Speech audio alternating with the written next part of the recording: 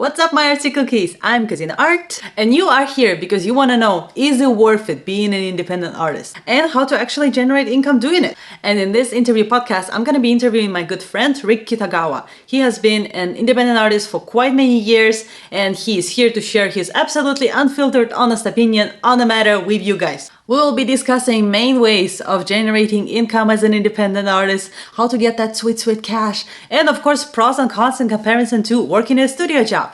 So stick around. Okay, so now that we got Rick on the line, we're gonna go through some questions. So what are your top ways that you know that you've practiced or you've heard of that an independent artist can use to make money? Sure, there are a lot, so many that I sort of I took notes because I was like, I want to make sure I get to as many as I can.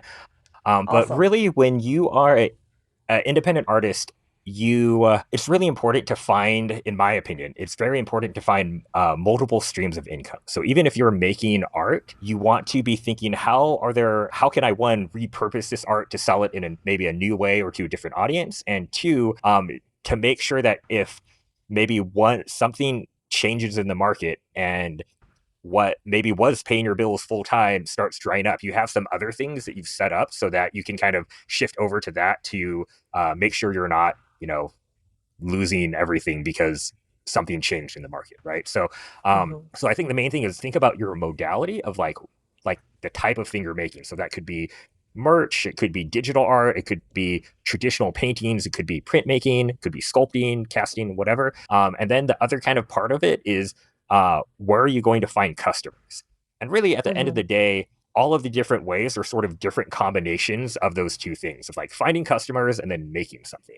And so I saw your video on ways for artists to monetize, and you did a great job breaking it down between like studio jobs, freelance, and then kind of the independent line of things. And so I think some other things you can do independently is it's kind of like a mix of freelancing and doing the independent route. But there's things like merchandising, which we talked about, of how might your artwork work as enamel pins or patches or stickers or prints or digital collectibles like NFTs? Might it be t-shirt designs? Might you do patterns? And that sort of leads me to the other thing, which a lot of people don't think about, is licensing. And licensing is when you take your art and you basically sell it to a larger company to use on packaging. So it could be like illustrations for package design. It could be patterns. So that's big in fashion, where if you see some shirt that's made of patterned fabric, someone had to design that pattern, and that could be you if that's what you're into, right? And so there's kind of like along the lines of that, you're still kind of working with clients. It's kind of like commissions in a lot of ways. Other things to think about are things like crowdfunding as ways to make money. So especially if you have a specific project that you want to build, you could use things like BackerKit, Kickstarter, Indiegogo, in order to get a bunch of people to basically say, yeah, this is great. And it's sort of like pre-ordering in some ways. And so a lot of marketing. It's not something you can do quickly because you want to build up a full marketing campaign prior to launching the Kickstarter. Or I use Kickstarter just generically as a crowdfunding synonym. But whatever platform you're trying to do, the crowdfunding, like that's a great way to get merch made, especially when you are, if you're going into manufacturing or something that has a lot of usually expensive startup costs. You can get those covered through a Kickstarter campaign if you're willing to wait for that. So I've had a lot of Kickstarter campaigns for enamel pins, and I've done t-shirts through it. And so there's a lot of, I think, opportunity there for creators to kind of get their books published or create their comic book or a video game or a short film. Tons of ways for you to help build your audience as well as to fund your dream. So crowdfunding. Next, I would say there's things like selling in person. So I know like Zoom is great because we're talking to each other from different countries, but there's something about selling art in person that is really powerful because you get to tell your story and build relationships with your collectors. That could be through galleries. And you can just submit your art to them to have them share. There are also things like art fairs, which are generally curated. Art fairs are usually expensive to take part in if you don't have a gallery sponsoring you, but they're Mm-hmm. these kind of curated events that collectors go to. There's also, if you're on more of the merch side of things, you can do conventions. So I vend at WonderCon, which is like the smaller cousin of San Diego Comic Con. I do a bunch of other smaller conventions. I do DesignerCon, and it's a great time for me to go out. I get to like create interesting little setups for my booth, and I can sell a bunch of different stuff from enamel pins to prints to art toys, books that I've written, stuff like that. So it's really kind of a cool way to get to meet your consumers in person and to actually see like why they're buying, which is a lot. You get a lot more information than if people are buying from your online store. So it Mm-hmm. could be also a good way of testing out new products and just kind of figuring out, like, especially if you're just starting, to be like, oh, like, what are people responding to? That Mm-hmm. actually really helped me early on to kind of find my voices going to these conventions and testing out. Like I was doing screen printed ties. I was like making little I like one remember those inch ties.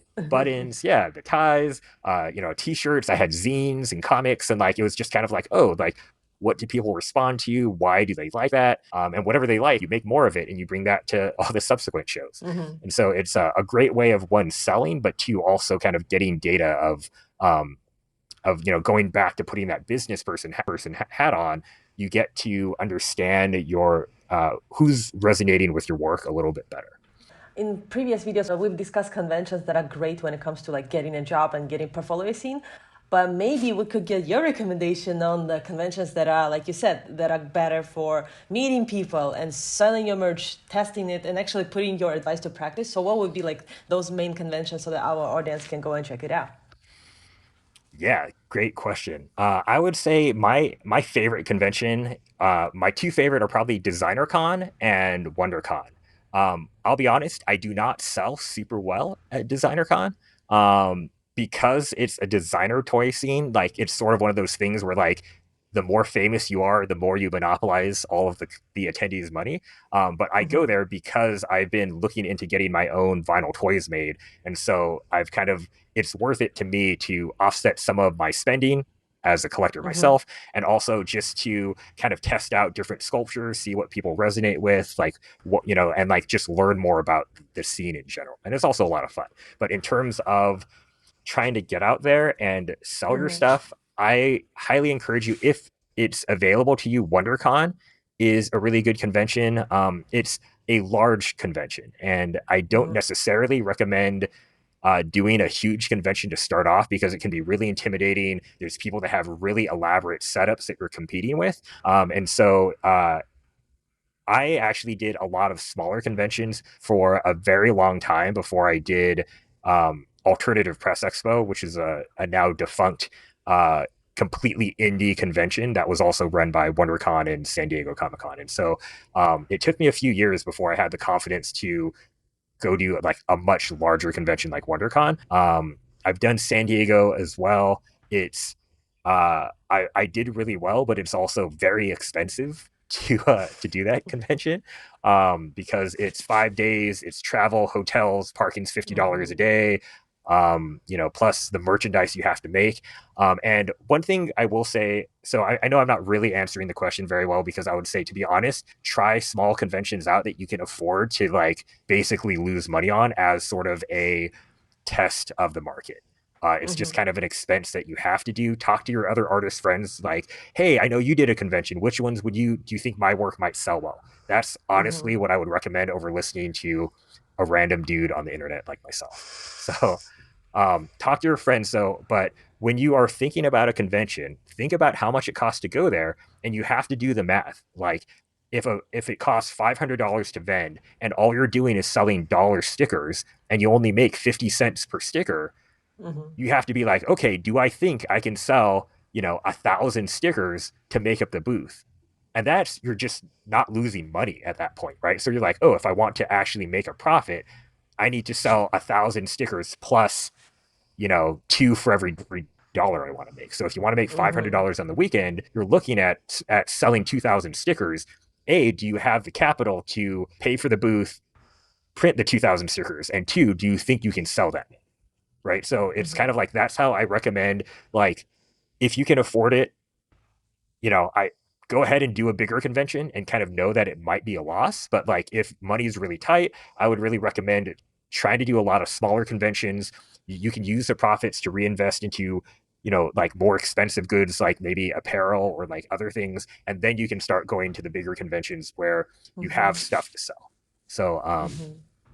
and that's if you want to do merch. You can also do this with prints, and there's lots of economical ways of printing things and going. But that's kind of my quick, in a nutshell, take on conventions.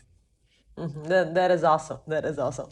I actually never thought about it in terms of like starting with small conventions, so it's a great tip. Yeah, because I've definitely done large conventions where I've lost quite a bit of money. Unfortunately, that I could afford it, but you're like, wow, plane, like a plane ticket, hotel, the convention booth itself, all of the stuff that you're packing to go there, and then if you don't sell, you're like, wow, that was a whole lot of money that I didn't make back, and I just sat there alone for 16 hours over the weekend. That wasn't great. Um, but yeah, so just be careful, and I would probably just say start small, and then you can always. It's much easier to ramp up than it is to sort of like ramp down, I would say. Mm-hmm. So Mm-hmm. that's what I would say about conventions. And to just finish the question, the other things Mm-hmm. I would also say you can consider is looking into digital collectibles or NFTs. Mm-hmm. That's another way of monetizing a lot. I know there's been a lot of controversy around NFTs in kind of the mainstream conversations, but for the most part, they no longer use up a ton of energy. That has actually changed. Mm-hmm. That was my problem with them for a long time. And two, they're as much of a scam as selling anything else, whether that's trips to the dentist or selling art or selling software. It's all value is subjective.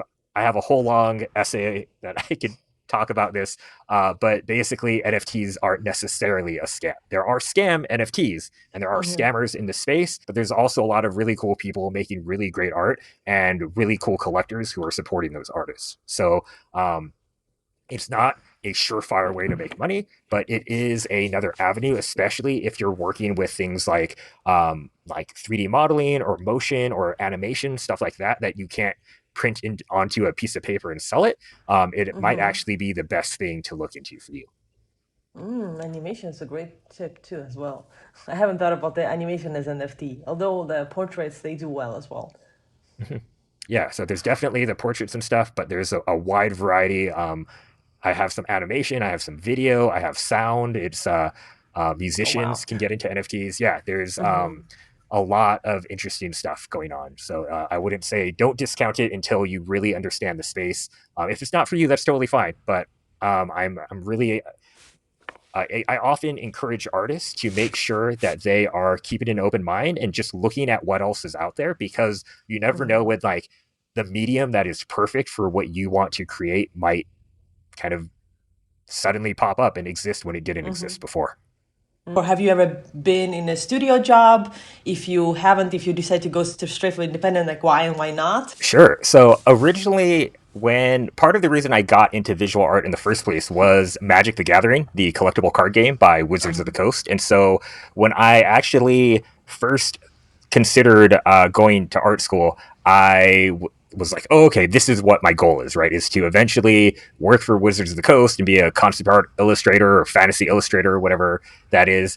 And in I want to say my third or fourth semester, I was taking an Mm-hmm. illustration class, Mm-hmm. and it was very prescriptive of like, oh, we all need to illustrate a scene from this fairy tale or something. And I remember it was Uh-huh. like the first week of class, and I was sitting there and I was just like, I am not going to do this. And so I literally went to my instructor like immediately afterwards, and it was like, I don't think illustration is right for me. And we had my instructor was great. We had a great conversation. He's like, I think you're definitely a fine artist, you should go over there. And so I took mainly fine art classes after that. And so pretty early on, there's always been the tension about wanting the the credibility of working in a studio. My wife is a visual development artist for just wrapped up a project for Riot. She's worked for Netflix, so like she Mm-hmm. definitely has worked on some very large projects for some big Mm-hmm. companies, and it's kind of weird being this independent guy on the side, And so there's a lot of societal pressure, I think, for me to have Mm-hmm. tried to go into studios. But at the end of the day, I've known that I've never wanted, like, I know that in order to provide value to these studios and so to get hired, you need to basically draw what they want you to draw, whether that's do Mm-hmm. revisions or adhere to a certain style. And that's the kind of the trade-off, right? Is that you don't get the freedom to just be like, today I feel like painting portraits, and tomorrow I feel like painting monsters, and I can completely do that whenever I want without having these constraints that a studio job would have. And so pretty early on, I realized that while I super encourage artists to do whatever they want career wise, I found that Mm-hmm. myself, I was not made for a studio, and I should not be in a studio because I'm very much too focused on the artistic freedom side of things, and I wouldn't be a good fit Mm-hmm. for any company that would hire me for the most part. And that's so great that you're so honest with yourself from the beginning. And I feel like, different people, what was from for different people, different things work. And I feel like even when you guys probably don't know that, but Rick was actually a teacher when I went to art school. He taught, I mean, not the, like full-time teacher, but he taught a class that we actually really loved because I could feel your authentic opinion on the matter, and it was all about like making it as an artist. And I think that's so amazing that you like, I could tell even then and there where you didn't talk about it, but I could tell that it seemed like it was your choice to do the independent route from the get-go. Well, thank you. I mean, to be fair, and Polo was an amazing student, by the way. But when I think early on there definitely was a struggle, right? Because I was kind of like I paid for school with all student loans, and I didn't have a lot. Like I don't come from a wealthy family, and so I was very much like, oh, I have to make this art thing work because I'm now financially obligated to pay people back. Uh-huh. And so for me, there's a lot of pressure to be like, oh, like I should try to get into art direction, or I should try to go into illustration Mm-hmm. or concept art. And most of my peers who went to school with me Mm-hmm. are now, art directors, creative directors, the fairly high senior level creatives and stuff like that. And I'm just kind of chucking along doing my own thing. But I also just know that like I wouldn't be a good fit for those studios. And so there was even a period of time after I graduated where I was like, you know what? I just need to apply to Wizards of the Coast to know that I got it. Mm-hmm. Right. Like I need to show to myself that I could do it. And I'm Mm-hmm. not just like, well, I'm not doing it because I'm not good enough to do it. Mm-hmm. Right. Because I Mm-hmm. think that's a common fear that creatives can fall back into is that like, oh well, like the best artists work for Pixar, right? And like Mm-hmm. if you suck, then you do your own thing, right? And which I don't think is valid, but I think there is some truth that there is a certain caliber of skill and the ability to create a cohesive, repeatable style and body of work that studios want, right? And so Mm-hmm. um, I was like, okay, let me build a portfolio. Like I'll do a magic card and then I'll be done with it and I can be like I can move on with it. Uh-huh. And as I was doing it, this is actually of quality. Like this looks Mm-hmm. like any other Magic the Gathering card, but I had such a bad time making it. I was like, I could make this, but I wasn't having any fun. And Uh-huh. I've always made art because it was fun, and now that was just Mm-hmm. like sucking the life out of me. And I'm like it's fine. Like I don't have to prove this to anybody else but myself. And as long as I can sit with the fact that I could do this, but I Mm-hmm. actually don't like the job, like like that was the whole reason me going after art in the first place is because I didn't Mm-hmm. like kind of a corporate job. And so why Mm-hmm. would I do art but then also make it unhappy, right? But then I'm getting paid less than if Exactly. I was working a corporate job. It made no sense. So I was like, if I'm going to forego the money and stability to be happy, then I need to be happy and not be like, oh well, I can do this thing and I'm doing it, but I'm unhappy and I don't like the work I'm creating. And so it definitely was a struggle. Like at this point now, I'm very confident in my choices, but for a long time, I totally, like most people, you battle all of the voices of like, oh, like I need to get this studio job, or my for my parents to recognize me, or for my friends to recognize me, so I can point to something and say, hey, I made the art for that. Because otherwise, you're the crazy artist who's just like off in your own bedroom, like making art until 4 a.m. Like it can be really a really lonely journey if you don't have product out in the world, because that's how most people understand art, right? It's not Mm-hmm. their fault, But if they're not like a creative themselves, often there isn't that empathy and the understanding to an artist to be like, oh, like you're a creator, even if you don't make something that I know or I've seen or I've seen on TV, right? So Mm-hmm. it definitely took a long time for me to get there, but I'm glad and happy that I finally did. That's amazing. And honestly, so great for you. I think I can relate in the sense that, I worked in multiple studios when I was back in the US. And then I actually was put in because I was wired to keep on working in studios. That's kind of, especially as producer. Like it's a little bit hard to like go independent route either because like there is not many choices in that direction. And I was just put in a situation where I found myself in a country where the industry is just dead.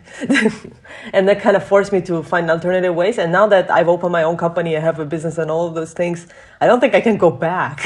We will see, but I don't think I can go back. So I can definitely understand where you're coming from in terms of like happiness versus the prestige. So what are your main pros and cons when it comes to the being an independent artist? Sure. I think the two main pros, there is the big pro in my book is the freedom in terms of you really can make whatever you want. And that if you are looking to be an independent artist full time, full disclosure, I am Mm-hmm. not. I've chosen, there's other things I love doing for work. I do some coaching and I do some consulting and I do a bunch of art. And so, which I love kind of equally, surprisingly. But in Mm-hmm. terms of the freedom, it allows you could really build the voice that is inside Mm-hmm. you and you can kind of just channel that and you don't have to filter that. Okay. Mm-hmm. The other major pro I would say is that if you are creating your own world or we talk about it as your own IP or intellectual property, right? So if you're coming up Mm-hmm. with your own story and world and characters and creatures and all of that, the potential upside to that is truly massive, right? Because that is, I mean, you look at how something like like the Harry Potter world, right, or the Mm-hmm. wizarding world has taken off and become its own franchise with theme parks and merchandise. Like that's what successful mainstream work can become. And so if you're your own creator, like you own that, and then you can then monetize that at incredible scales. Um, the cons going to that incredible scale of your own IP is it's also a very, very, very small percentage that you become the next Harry Potter. I mean, with the odds, the amount of content being created, it is very hard for someone to not only decide to invest in your art and maybe make a film from it or make a TV show or turn it into a toy line or whatever it is. Um, that's hard enough, but then to have it gain the massive scale that it requires to become J.K. Rowling or Stephen King or whoever, Mm-hmm. it's that very few people get to do that. Just because by nature of the beast and probabilities, it's very rare. So that's the downside. Rejection also tends to feel a little bit more personal because it's actually your work. It's not like, oh, well, it doesn't matter if you don't like this film I created because I just drew the characters. It's like, oh no, if you choose not to buy my art, you are literally choosing. You're saying that like to you, in your mind, in your subjective opinion of value, my work is not equal to the amount of money that you would have to pay for this piece, right? Mm-hmm. So it becomes a little bit more personal. And there's also the instability of it too, because you, as an independent artist, have to have a much broader skill set in terms of things like marketing, basic financial accounting to make sure you're not losing money on things, right? It could be if you're going to merch, it could be negotiating with suppliers. So, like, if you Mm-hmm. need to get T-shirt printed, it's like, do you have the wherewithal to go out and get quotes from different printing companies and then learn about the difference of printing and like all of this kind of stuff, right? And then it's there's a lot of just other kind of small business skills that you need to take on, and even then, it can be very unstable because, like I was alluding to, art in general can be very challenging because of its subjective nature, right? Because I Mm-hmm. like art, you like art, everyone else likes art, but like the type of art or what we think is good or valuable might differ to some people because some people might think artwork by famous dead artists like Van Gogh or Picasso are worth more, right? Or other artists might want, they may find value in finding the next big thing, and or someone might like art just because it touches their soul and they're like, I just love this piece. I don't know why. Right. And so, or Mm-hmm. someone might like your art because they're your friend and they're like, I want to support you and I like this painting, Mm-hmm. so I'll buy it. So Mm-hmm. because it's so subjective, it really makes it, it can make it very difficult to have a consistent, stable source of income unless you get really good at figuring out who your audience is, what is their value, and how do you keep providing that value in a way that's authentic to you and the art that you want to make. As an independent artist, somebody who is entirely depending on themselves, what do you think of social media? Because in my channel, I kind of push it a lot. I feel like it's very important to have a fan base for you to be supported. But any other additional thoughts that you want to say about the social media, being an independent artist? Totally. I mean, personally, I don't really like social media. However, it is 100% necessary because really that's where the people who are going to buy your art are looking, right? Mm-hmm. So it's one of those things where, as a creator, you have to somehow build your, like, one, I push email too. Like, after you find your fans on social media, get them on an email list, because if you're on Twitter and then, I don't know, maybe the owner decides to go crazy and then the whole thing shuts down, now you've lost all of your following, right? So getting as many people onto email, because you can own that list. And Mm-hmm. while there's responsibilities around that, and you have to, protect people, there's data and privacy laws, but Mm-hmm. once you get them on your email, that's really, or on your own personal website or your own web store or your mailing, like, that's where people aren't looking at other stuff, they're looking at your stuff. Mm-hmm. And Mm-hmm. those people are going to be the ones who continue to buy from you and support you as a creative. And so it's really important to think of social media. I like to think of it as sort of a kind of a get to know you type thing, right? Like, people get to know my Mm-hmm. art, they can like meet, we have conversations and have, talk about art and other stuff, and Mm-hmm. you can build your brand and your relationship, but then you want to get them on some sort of email or like your Patreon or something like that in order to Mm-hmm. really foster that relationship long term. And that's where you get like the consistent income that you need in order to be able to live and thrive if you want to do this full time. Mm-hmm. Mm-hmm. And speaking of Patreon, that's another point where there are some videos going to be coming about the subject separately. But I just want to know your opinion on the matter, if you have any tips, because I think you've had or have Patreon still, right? Mm-hmm. Yeah, yeah. I have my own Patreon. There's also things like, I think it's Buy Me a Coffee. There's various sites where people can basically send you money, whether on a recurring basis or a subscription basis. And the holy grail for most companies in general, not even just artists, is the idea of reoccurring revenue. And so, Mm-hmm.